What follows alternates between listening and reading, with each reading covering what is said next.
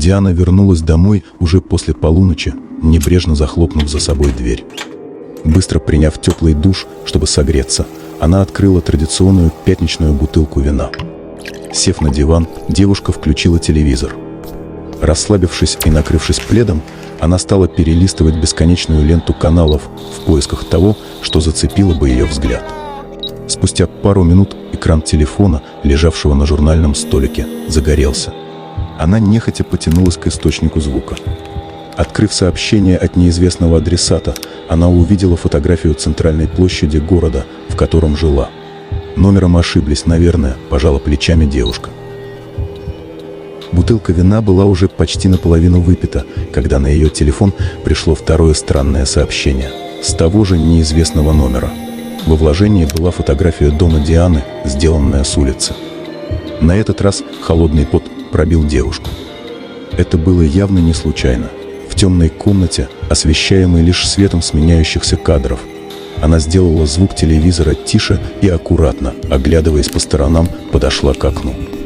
Встав у проема, она немного приоткрыла штору и выглянула на улицу. Опустевшие ночные подворотни были занесены снегом, на фоне которого не было видно ни людей, ни следов, которые они могли бы оставить. Немного успокоившись и выйдя в коридор, она закрыла входную дверь на ключ. С небольшим облегчением пройдясь по квартире, она убедилась, что никого в комнатах вроде бы нет. Выдохнув, девушка вернулась в гостиную. Но состояние покоя почему-то никак не наступало. Диана то и дело поглядывала на экран телефона, который предательски молчал. Не в силах просто сидеть и ждать, она стала ходить по комнате, бросая взгляд то в окно, то на смартфон на диване. Спустя какое-то время она приняла для себя, что это все еще может быть простым совпадением. И ничем больше. Девушка легла на диван, сосредоточив внимание на фильме. Мысли ее стали рваными, веки стали тяжелеть, а пульт выпал на мягкий ковер. Она задремала. Экран телефона снова загорелся. Сонная, сквозь тяжелую дремоту, Диана протянула руку и машинально разблокировала устройство.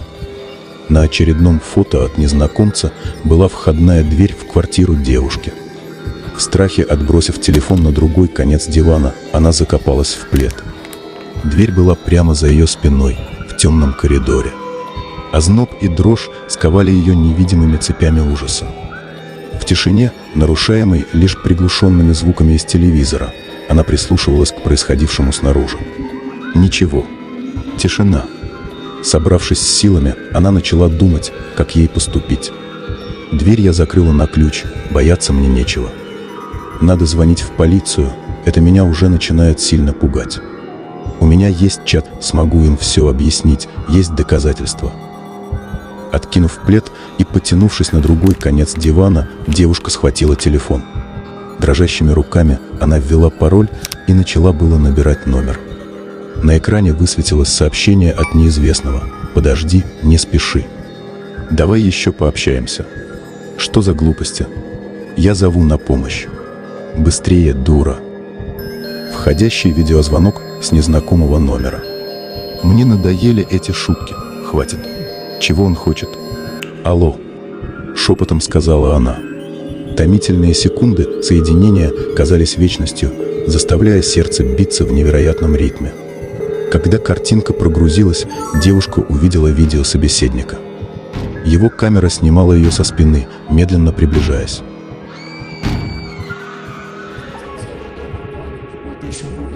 Сейчас это пускай чуть-чуть